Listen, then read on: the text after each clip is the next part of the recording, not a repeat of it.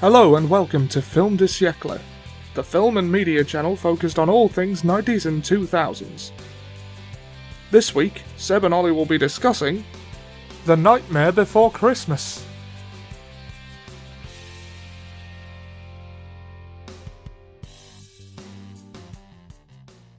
Hello and welcome to Film du Siècle. Hello.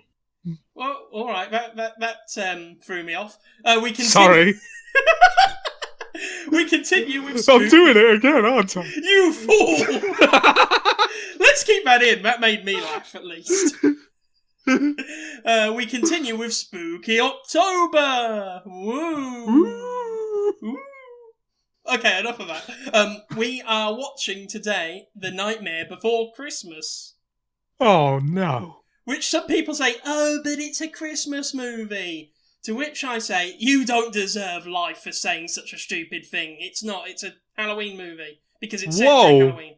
Sorry, that was harsh. Yeah. I said, oh no, jokingly. I've only seen this film once. I don't really remember it that well. Yeah. I haven't seen it in a while. I may have seen it twice. I don't know.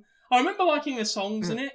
I remember Glenn Shadix was in it. Our man, Glenn. Yeah, our boy. Shadix man. 50 Shadix of Grey. Yeah, the Glenn man. Yeah, it's the Glenn Meister General.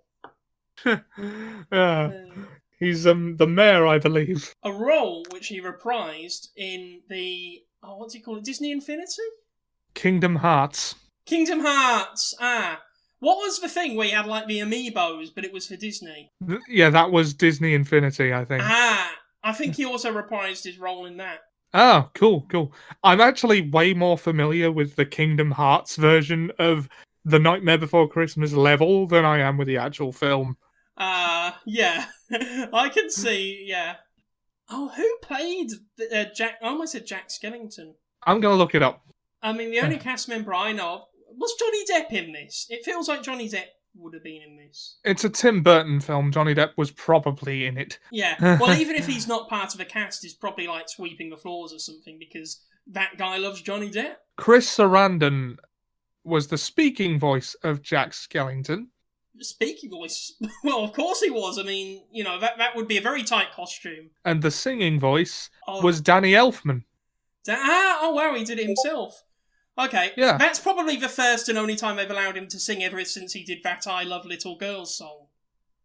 Was that him? That was him, and I'm not making this up. That was his band, and he did that song. I don't know why he thought it was a good idea to do that song, but he did it. Oh, good lord. You know what I mean? Yeah. Why?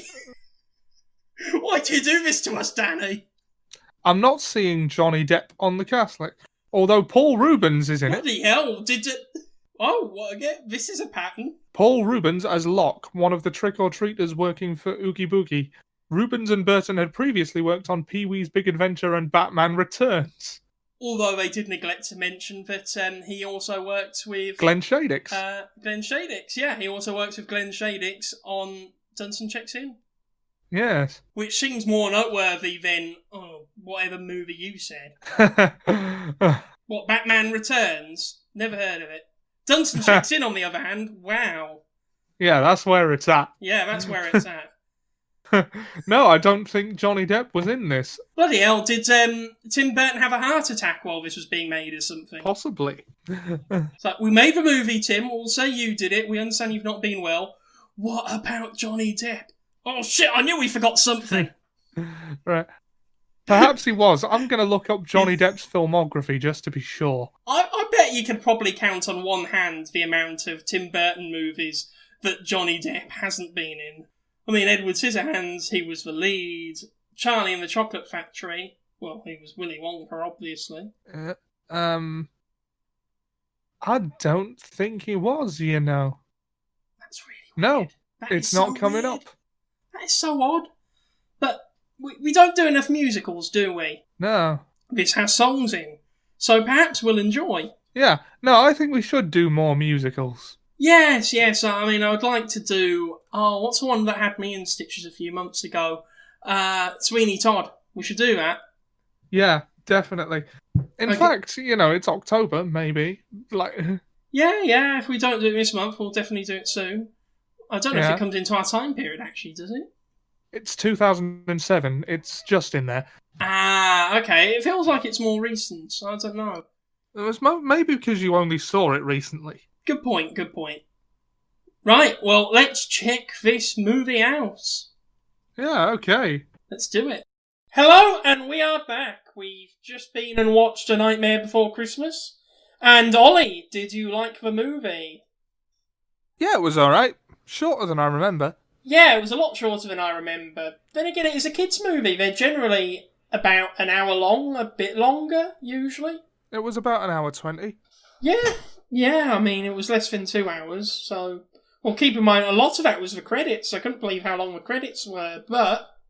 Makes sense, considering it's a stop-motion movie. Yeah. I mean, I remember you saying when we were watching it that you were surprised at how smooth the animation was. So was I. I might have been thinking of Coraline, but I sort of expected it to be a lot more janky. Yeah, I remember it being quite janky and ugly animation. It didn't particularly enamour me to the movie, to be honest with you, because obviously growing up in the 90s I saw a lot of clips of this movie, and I was never particularly interested in it because the animation didn't look particularly good to me, but it was a lot more impressive than I thought it would be. Yeah, but Seb, it's got our boy in it. It has? Oh, he's good at this. It's got the Glen man. Yeah, the Glen man. But I love how wholesome his character is in this. He's an elected mayor. His characters are wholesome in everything. But I just love him because he means no harm in this. He tries to do his job to the utmost ability, to the point where he has nobody to delegate to, and he fulfills every duty of his office personally himself. He drives around with a megaphone saying, "Oh no, Jack's dead," when they think he's dead. He didn't need to do that. He could have sent someone out, but no. He's taking full responsibility for everything that comes under his remit. Yeah, and I admire that about the He mayor. tries his best to make... Yeah, he tries his best to make Christmas good. He's just a good boy. I like him. I would vote for this guy if he was standing for mayor. Honestly, he's great. Not a hint of corruption, even though we don't really spend a lot of time with him. He's too busy thinking about the next festivity. Yeah, and he does say that he's democratically elected, so we know that Halloween is a democracy because of this movie. Yeah, Halloween Town is a democracy. I like the idea of civilizations centered around holidays. Me too. It's a fun concept. Yeah. Another thing I liked about the mayor character is, even though it's a tight-knit community where everybody knows each other, and nobody even looks remotely like him because he's got a face on the back of his head, he still has a badge that says mayor, in case you don't know. Yeah. It's a formality, though, isn't it? It's more for our benefit, I suppose, as the audience, but I like how he still feels he needs it to remind people. If you were elected mayor and you got to wear like a massive rosette with mayor on it, wouldn't you? Well, no, because people would know I was the mayor. Yeah, but I'd still wear the thing. I nearly did on several occasions, but that's another story entirely. What, you nearly what? Was elected mayor. Oh, yeah. I thought you meant you nearly wore the mayoral sash or something. Well, I would have if I was elected mayor. Anyway, that's a completely different story that has nothing to do with this video. You stole it, didn't you? No. This is completely different to what we're meant to be talking about, which is... The law requires that Seb answer. I liked this movie. I enjoyed it. Sorry, I'm not sure I would have enjoyed it that much as a child, if that makes sense. No, this movie definitely wasn't made for me. No. It was made for those people that really like Tim Burton and Halloween. Yeah, and there's an overlap, isn't there? Let's face it. Yeah. I'm not either of those people. I like Halloween, but I've never gone wild about it like some do. Yeah, I mean, I was never that keen about dressing up for Halloween. I was fine with the candy, and that's about it. If they gave me some chocolates, I'd be like, yeah, alright, I'll have those. But oh my god, I have to dress up as a ghost for it, don't I? I remember going as a vampire once. I got into that. I mean, as a child, I just wish I could go up to and say, look, I'm really sorry about this. I didn't feel like dressing up as anything. Can you just give me the candy, please? Just bargain with them at every door. It's not that I didn't make the effort, it's that I didn't want to make the effort. There's a complete distinction there. I don't have that many memories of Halloween, because what would normally happen is we wouldn't go trick-or-treating on the street. Yeah. My mum and my stepdad at the time would drive us around to relatives' places and they'd give us sweets and we'd wear costumes. Aw, you kept it tightly knit. But if you don't see many people, what's the point of the costumes? Because surely the point is you show the costumes off to the neighbourhood. I think the people in my house had some sort of hang-up about it being practically begging, and it's... That's what Halloween is! Yeah, that's kind of the point. Can you imagine going up to a door, trick or treat, can I have some candy please? No, get a job, you dosser. Well, yeah, that was the response many people got at our house. That's not Halloween! I'm kidding, nobody actually responded like that to trick-or-treaters. But I get a paper round, for Christ's sake. People know what Halloween is now. I mean, if you ever talk to like an old person, they'll say, "Oh, we didn't have Halloween back then. It's an American thing that they've just brought in." And there is no record of anyone ever putting razor blades in sweets. Was that a thing?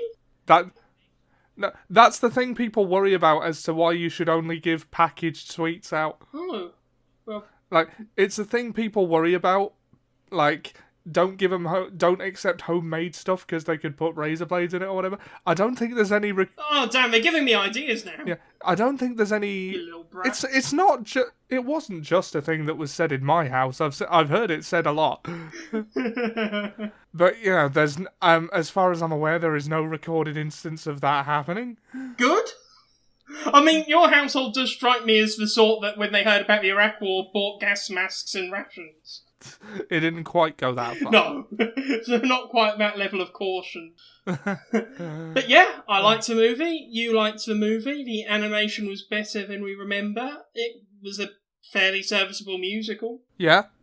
Although I'm gonna tell you, my first experience of any of the music in this film. Yeah. Well, the first one was Kingdom Hearts, but I'm not gonna count that because I'm actually more familiar with the Halloween Town level of Kingdom Hearts than I am with the film.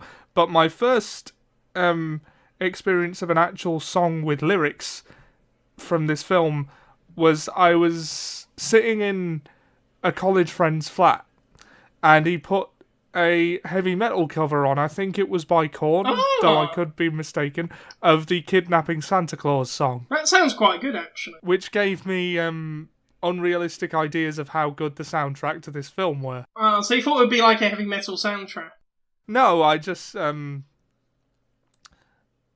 don't know, that's the... There should be, though. ...version of that song I think of whenever it comes to mind. Yeah, I liked the music in this, but nothing particularly stood out to me. No. It was just okay. There was nothing that was that catchy or memorable. I mean, the This Is Halloween thing is kind of iconic, but... The appeal of this film is very visual. Yes. There's a very strong artistic vision there. It's fascinating to watch and think about. Yeah, the scenery is brilliant. Oh, yeah. Well, especially the scenery. I also... It's so simple. You pointed out how they never show adults' faces Yeah. in this movie.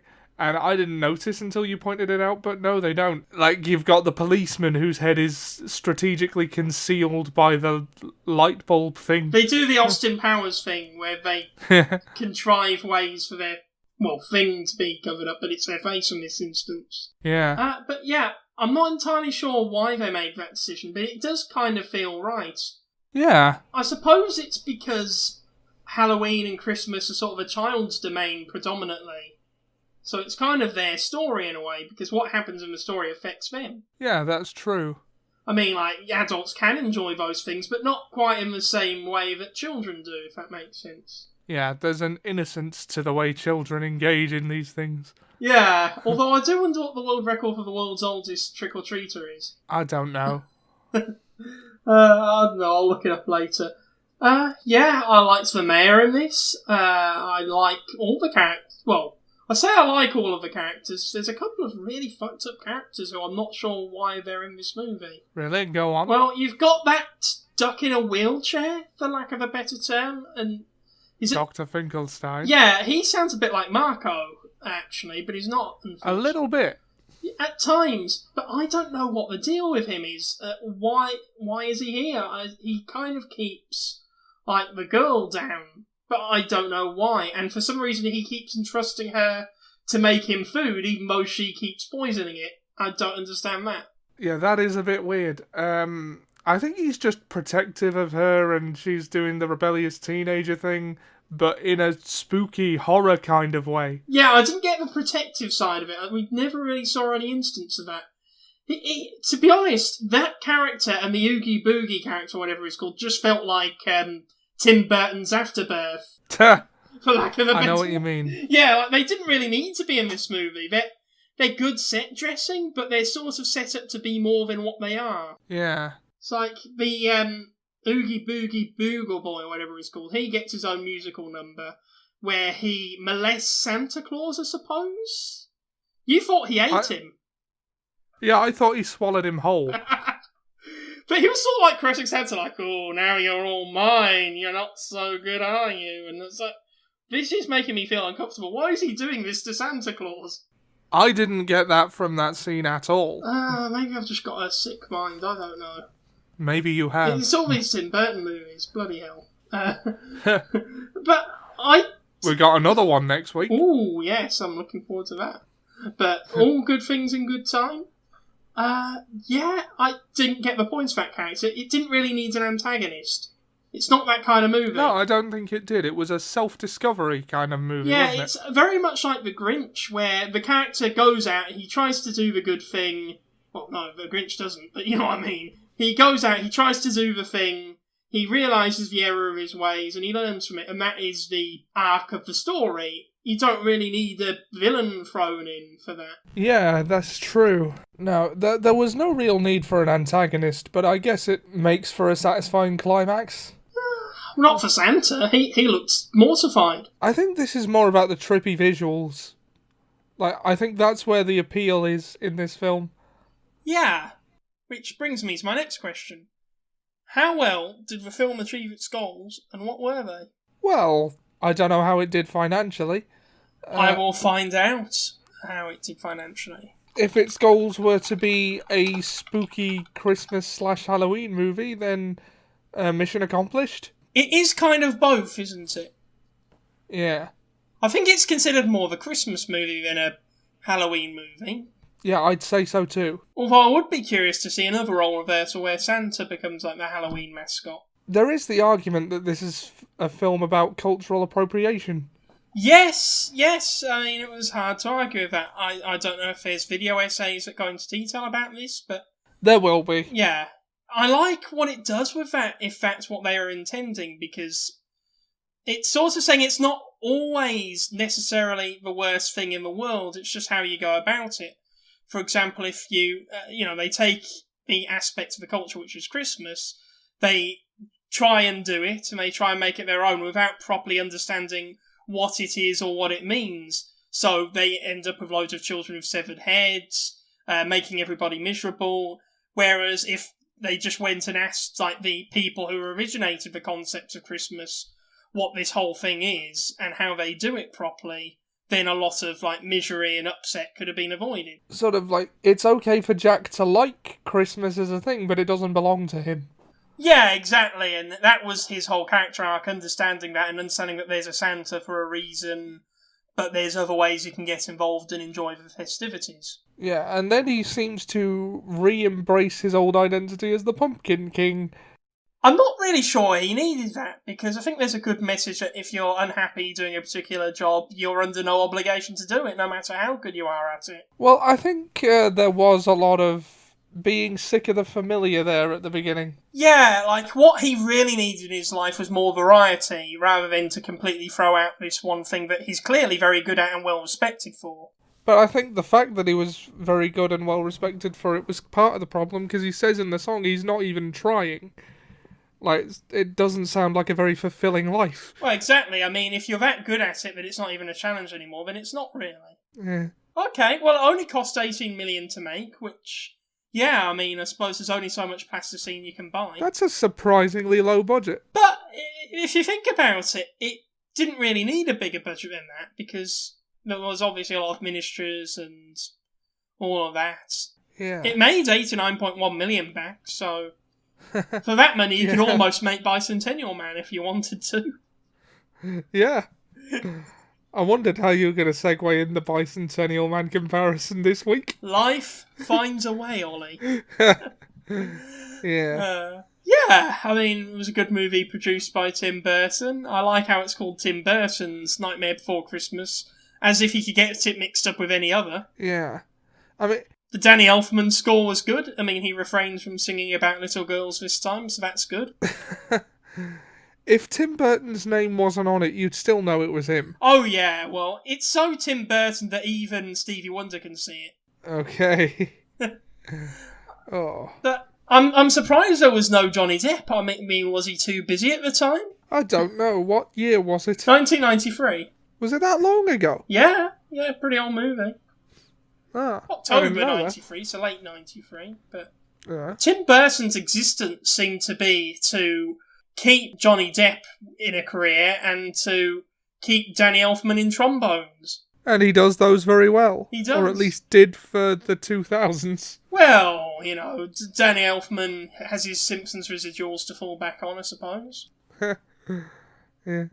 So, yeah, I think it achieves its goals fairly well. It seems to be a staple for a lot of people around Christmas, well, holidays, Christmas, Halloween. I don't really share the love, to be honest.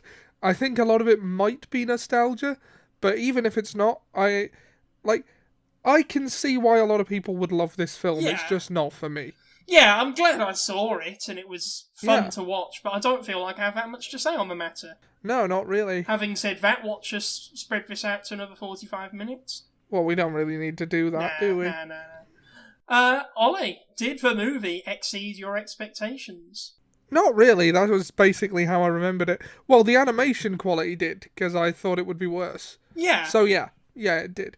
The animation quality was better than I was expecting. I suppose the plot and premise was pretty much what I was expecting. I got what the visual cohesion was very good.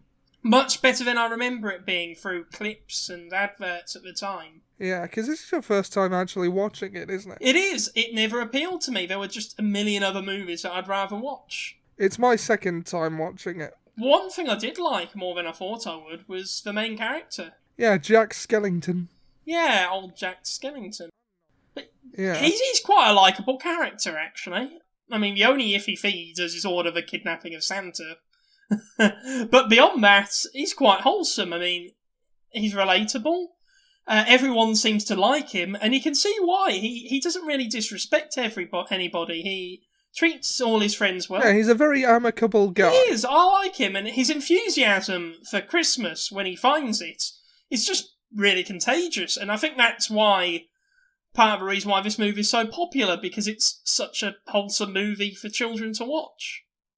Yeah. I mean, until he gets angry that one time and kills the pillowcase man. Well, the pillowcase man had it coming, Ollie. A sentence I didn't think I'd be saying today. Oogie boogie. You get what you fucking deserve. Yeah. I don't get what that guy's deal was. No. What was his motive? Did he just not like Santa for some reason? He just likes being scary, I think. And feet, apparently. Apparently so. This is a pillow man who has a foot fetish. Yeah. Again, another sentence I didn't want to be saying today, but Paul Rubens was in this, by the way. Was he? Cool. So that's another movie where Paul Rubens and Glenn Shadix were in it. I can imagine them just being pals and helping each other out, you know, like Han and Chewie. I can imagine them having that kind of relationship. Which one's which? I don't know, actually. Well, Chewie is very loyal and friendly, whereas Pee-wee's a bit of a rogue. I mean, let's face it, you can imagine Chewie doing what Paul Rubens did in that theatre, can you? No. Whereas Han, you know, is a straight shooter. Oh, Jesus Christ. Oh, man. Okay. Is there an element of a film that particularly appeals? Not to me, per se. I like the scenery, I guess, and the animation is something to behold. But other than that, not really. Yeah, the characters, the animation, I regret to say not necessarily the score. No, it's a bit Average. I don't want to call it milquetoast because it's very distinctive. No, it is very distinct. Yeah, it's just okay. For lack of a better word. I've seen 100 better musicals in my life. Not being disparaging, I liked it. I mean, the ghost dog was kind of fun, but other than that, I couldn't think of anything that really jumps out at me. Yeah, the ghost dog was weird because it was set up to be like Jack Skellington's companion, and then after the first 5 minutes, we don't see it again for another 50 minutes, and it appears towards the end to basically be Rudolph, because apparently the reindeer can't see further than 3 feet past their faces. I don't know, that was weird. Yeah.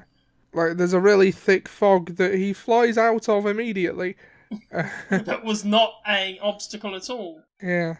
No, I don't want to nitpick like that. I think nitpicking draws attention away from legitimate criticism, but yeah, that is certainly one that you could make. Yeah, I probably could have polished that a bit better, I don't know, but it doesn't take away from my enjoyment of the movie. No. I did quite like some of the imagery and humour in this. 2 moments that stuck out as particularly amusing to me is when, like, the 3 kids accidentally kidnapped the Easter Bunny, and it just looked shit scared of everything. That was a good joke, because I really didn't see that coming. No, that was funny. Also, because I saw this coming a million miles away, but it was just so rewarding when it happened, when Jack Skellington's on Christmas giving all the presents, and then the kid excitedly opens the box and there's a severed head inside. Yeah, that was fun. I knew it would be something like that, but it's just seeing that. It's just such funny imagery. No, that's a very nice touch. If it wasn't exactly a severed head, it might not have landed as well. No, I mean, like, if it was a severed foot, then probably wouldn't have been quite as funny, but...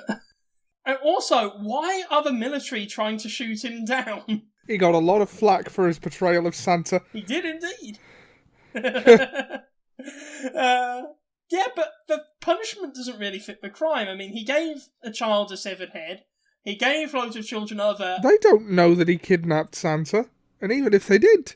They just kind of assumed he did. I mean, they were right, but you shouldn't just assume. Yeah.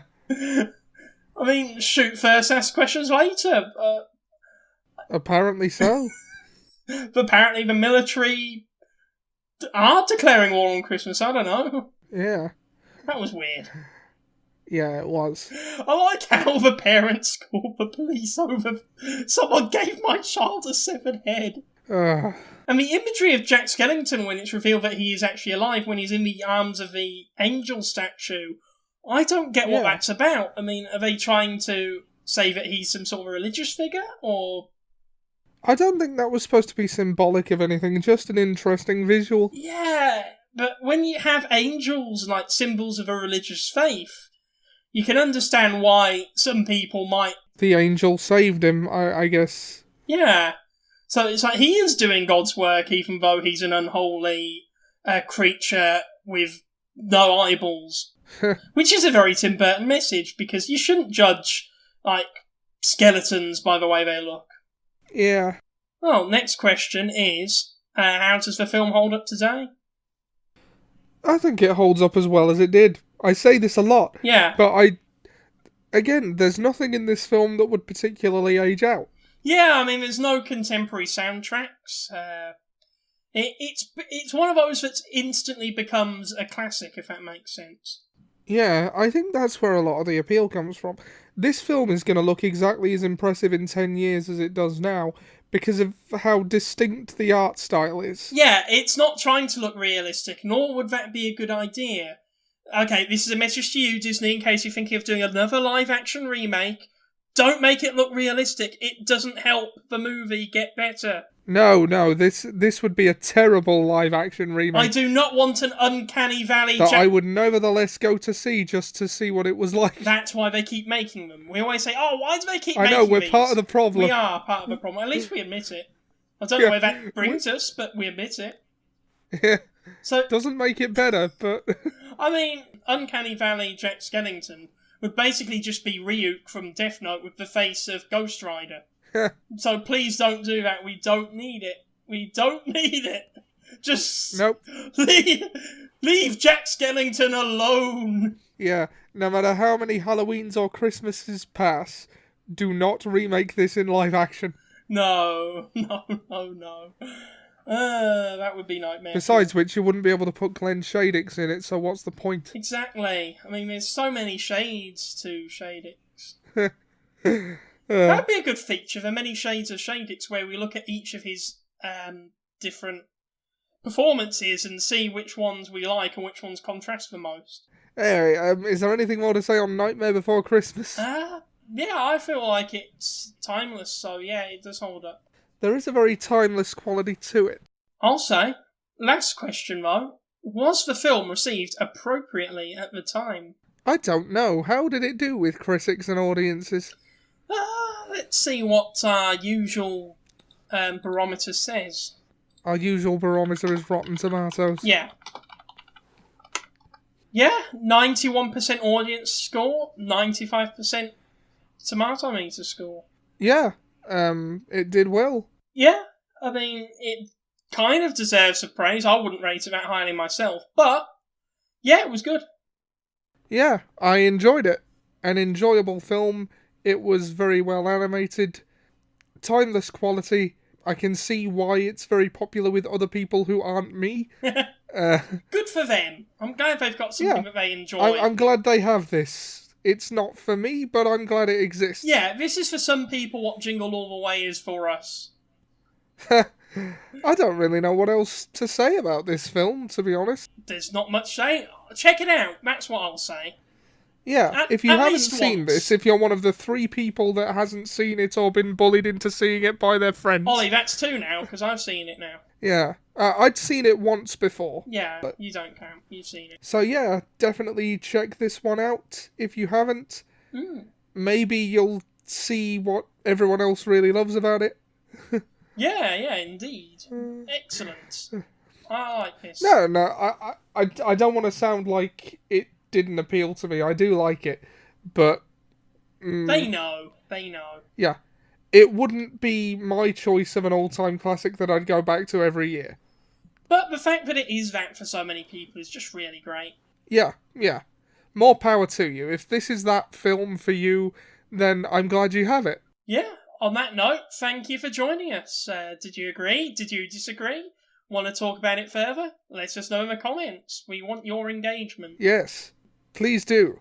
Subscribe, and subscribe if you haven't. Yeah, it really does help. We should get into the habit of saying that at the beginning of videos. Bloody hell, yeah, that might actually help. Yeah, apparently it does. I don't know. Yeah, well, here's an interesting statistic. 70% of people who watch these videos aren't subscribers, so subscribe. And here's another one. 98% of all statistics are made up. Yeah, well, only 50% people believe that, Ollie. Yeah. Yeah, thanks for joining us. Have a great week, and be excellent to each other. And join us next week to attend another tale. Yes, it'll be good. Yeah, gander at our videos. In the meantime. See you next week. See you next week. Bye.